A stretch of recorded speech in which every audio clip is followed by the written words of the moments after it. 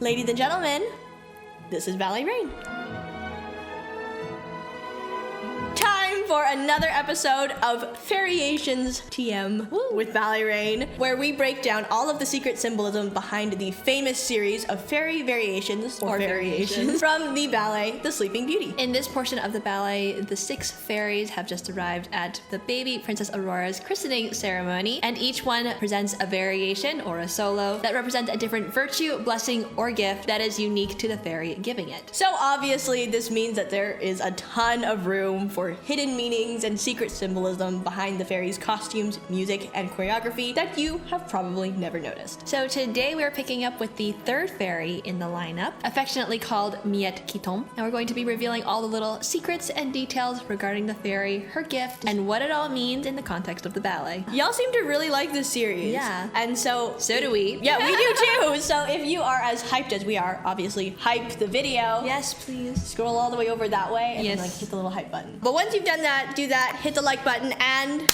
let's go! So let's start by introducing you guys very formally to the fairy herself, Miettes. We can call her Miettes. I think that's acceptable. Miettes is the 3rd fairy in the Fairiations lineup. And now prior to Miettes, we've had 2 other fairies. We've had Candide with her candidness, purity, honesty, and crystal fountains. And then after that, we've had Coulante or Fleur de Farine with her glowing complexion and beauty and health and vitality and blood circulation and wheat. Check out that video. It'll make a lot more sense if you go watch the video, I promise. And so after those 2, we have Miettes qui tombe for her turn. As for her other names, because all of the fairies go by various different names depending on the company or sort of the version. And so Miettes qui tombe is also known as the fairy of generosity or breadcrumbs. She's also known as the fairy of the Woodland Glade in some versions. But obviously the official quote-unquote name for this fairy is Miettes qui tombe. As for the name origins of Miettes qui tombe, it's obviously French, like all of the other fairies before, and literally translated it means falling crumbs or crumbs that fall. Miettes meaning crumbs and tombe to fall or falling. Like the ballet step tombe, which a lot of you dancers will probably know. So there we have it, Miettes qui tombe, crumbs that fall, falling crumbs, breadcrumb fairy. Bread. We'll get bread after this video. Eden made homemade bread yesterday night and it was so good. We had it for dinner. It's very fitting for today's video. Yeah. So today's sort of theme is bread. Bread. So now let's get into the sort of symbolism of Miettes qui tombe, her specific gift, and what that means for Princess Aurora. So Miettes' gift to the princess is most widely recognized as generosity. Generosity and also prosperity and sometimes even fertility. Obviously, all 3 of these sort of gifts are very, very coveted for a becoming queen. All very important qualities. You want her as the future queen to have a prosperous reign. Yes, of course. To be very generous to her people and to enjoy, you know, that prosperity and that fertility and that just a good life, basically. Good fortune in general. And we do actually see sort of these traits represented sort of conceptually later in the ballet in the way that all of Princess Aurora's choreography and namely her port-de-bras is all very generous. Very, very, very generous. Lavish, very expressive. She doesn't hold back. She really, really gives. And it's very outward and it's very gracious. Yeah, very gracious in all of her variations and numbers. And it really shows like she doesn't shy away from just giving everything that she has to the people around her, the court, her subjects, everyone. I think we can especially see this in the Rose Adagio specifically because we have that beautiful moment where the princes present her with all of the beautiful roses, hence the Rose Adage. And her immediate reaction is to generously shower them at the feet of her parents, the king and queen, which is so, so beautiful. I think in general, the theme here is that she never holds back what she's been given. I think that all of the gifts that have been poured into her, the flowers, obviously, and also just her emotion and her light and her joy is something that she gives very, very freely and very, very generously. And that is all thanks to this fairy right here, Miettes. As for breadcrumbs and generosity and sort of the symbolism that ties the 2 together, in a lot of cultures, actually, many, many, many cultures, it's actually insane. Bread is a symbolism of welcome and also of good fortune. And so oftentimes as a blessing and a welcome to newborn babies, a lot of cultural traditions include putting a loaf of bread in the baby's cradle or sprinkling breadcrumbs breadcrumbs in the baby's cradle or over the baby, etc., etc. It's kind of like a blessing of wealth and prosperity and welcome. And so by including Miettes qui tombe in the Fairiations lineup, they're kind of drawing on a real world tradition, welcoming her and blessing her with prosperity and good fortune so that she will be able to be generous. Yeah, a generous person throughout the rest of her life. You can't give what you don't have. You know what I mean? Yeah. So you can't pour from an empty cup. So may you be always prosperous, always have good fortune so that you can give it to others. Yeah. Incidentally, another super niche detail that's absolutely genius. It's very nerdy, you guys. It's so nerdy, but it's so perfect. It is. Miettes actually ties in with the two previous fairies. Yes. Because if you think about it, we have water from the Crystal Fountain Fairy, our second fairy, Coulant, also called Fleur de Farine, which means fine flour. Yes. And so we have the water and the flour. And we get the mixed bread. It's perfect, you guys. And trust us, it only gets better from here. It actually does get better. It does get better from here, so make sure you subscribe and stay tuned for part 4. Not only does each fairy have their own symbolism, but they actually all kind of tie together. They do tie together. Or at least these three fairies really tie together. And the fourth one coming out. And the fourth one coming Subscribe to the channel. As for the Woodland Glade side of things, as Miettes is also often called. Okay, to be honest, I have no idea where Woodland Glade ties into the amazing breadcrumbs concept that we already have going. Woodland Glade. We really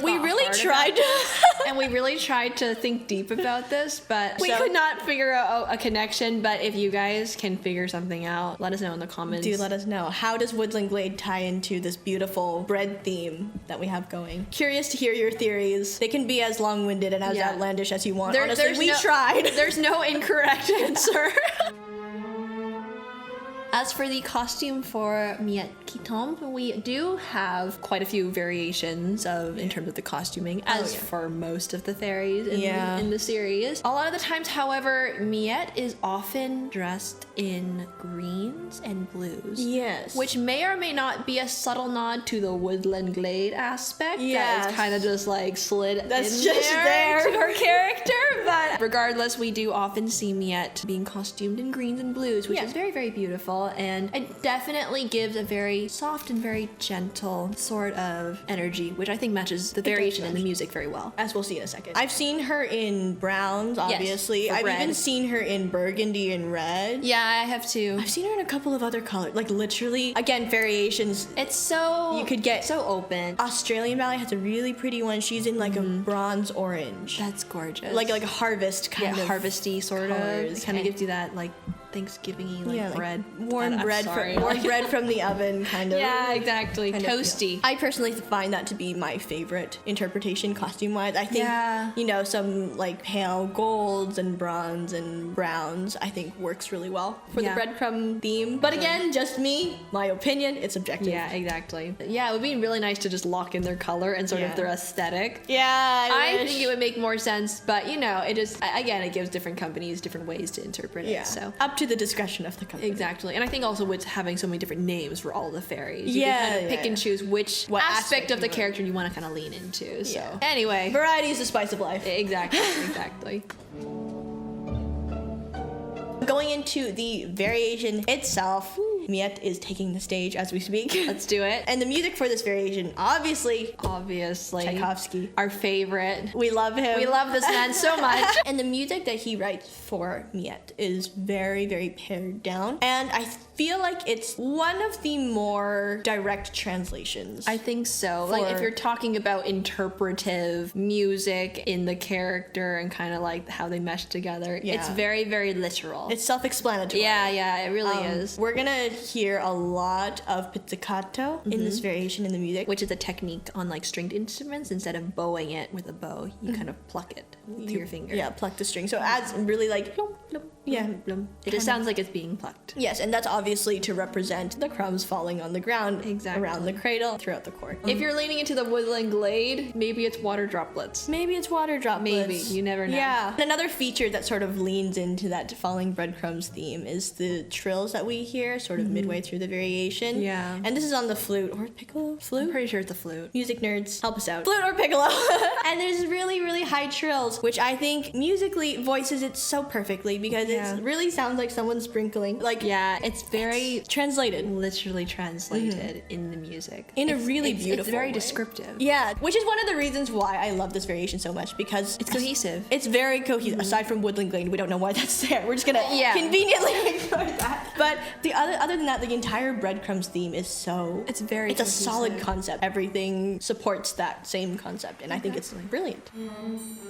Going into the variation itself, and this, again, choreographically, it's very interpretive. Very much so. Very descriptive, very literally translated from the idea of sprinkling breadcrumbs around the baby's cradle. She begins with a diagonal, and the entire first section, she does not step off point at all. Nope. And obviously, to go with all of this lovely pizzicato that we're hearing, she crosses the stage with a little series of steps on point, matching that same delicacy that we hear in the music. Yes. And sort of bending side to side this way like she's sprinkling breadcrumbs. The footwork kind of follows more of The pizzicato. The pizzicato, the plucked strings. Yeah. And that delicacy is so, so important. It has to be as light as possible, just as light as a breadcrumb might be. Following this, she does another second backwards diagonal, and this one is basically running on point backwards, but we again get to see that very lovely interpretive sort of step where it literally looks like she's just throwing breadcrumbs all around. And honestly, we barely need to explain it. No, you there's just nothing watch it and you're like, yeah, It's breadcrumbs. It's breadcrumbs. And Makes the sense. little, it's almost like spring points. Yeah, they're like on spring point, points. backwards, and it kind of mirrors her arms or her Yeah, hands. exactly. Dun, dun, dun, dun. It's so obvious. You can it's almost very just see the little breadcrumbs flying all over the place. Still has barely come off point at all, by the way. Yeah. And she's about to do a lot more point work going into this next section as well. I love this next passage coming up. This little ton de flèche, or some people might call it ton l'ange, or like the angel step. I think it's very beautiful, and the way the arms go. And literally, again, she's just throwing her little breadcrumbs everywhere and showering the baby princess with all of this generosity. Exactly. Dancer side note, this little ton de flèche is not an easy step. Not an easy step at all. To make it look as light as she makes it look, and to match that beautiful lightness in the music, I think it's almost like a coordination It's thing. a very much a coordination thing. To like make sure that the switch of the legs happens at like the peak of the jump, and you have to land really, really softly. Really, really, really light, and not let the upper body kind of react. Oh yes, to that sort upper of. body and arms can never react. It has to. Bink, she's still here. The next passage brings in those trills that we mentioned earlier. Yes. And I think that it's not just the music that kind of sounds like sprinkling the breadcrumbs, but it's also the feet, because she's doing this little pas de creux back. Yes. And also, you know, with this generous sort of port de bras that she does, it literally looks like she's just like pouring breadcrumbs everywhere. Yeah, and it's trills. It's this idea of sprinkling. Yeah, sprinkling. It's the pas de creux the back. feet. You guys, it's cohesive. It's brilliant. It's really, really beautifully put together, and I think it's just that the way it all fits, it makes it very, very satisfying to watch. Very satisfying. When you watch it through the lens of, you know, this is the breadcrumb fairy, and this is her Exactly. gift, and this is what she's doing. You see it so clearly in the music. Yeah, Honestly, exactly. It's, It really makes you appreciate it that much more. And now it's not just, oh, we're doing pas de creux. Now it has meaning. Yeah. And now it really is like, okay, wow. Yeah, so this is the gift she's giving to the princess. but I also think it's cute that this gesture is mirrored in Aurora. Yes, for Rose d'Age. so much. That sort of so same much. generous. You almost see the mirror. Yeah, maybe it you was do. intentional. Maybe I'm grasping at straws. Maybe I'm not. Possibly. But I just appreciate it. I think it's cute. And then basically we wrap up the variation. We repeat that little ton de flèche step that we love so much. Uh-huh. It's a beautiful little amortise and a finish. Yep. It's really beautiful in its peaceful simplicity. Yeah. It's very content. At the same time, you hear that delicacy, but Yeah, you very also much so. hear that in like the undertones of the music, there's a warmth to it. Honestly, again, I think it's an underrated Fairiation. I think so too, because it's like just one of the slower ones. You know, I think it can be very much overlooked. Yeah. But I think in terms of the concept and again how it kind of really ties into actual real life Yeah, sort of cultures, traditions yeah. and cultures, I think that it's a really lovely variation, and we hope that with this video it will help you to appreciate a little bit more. So we're gonna let you guys watch it. Enjoy Miettes qui tombe, or the Woodland Glade Fairy, or Breadcrumb Fairy, or Generosity. Enjoy!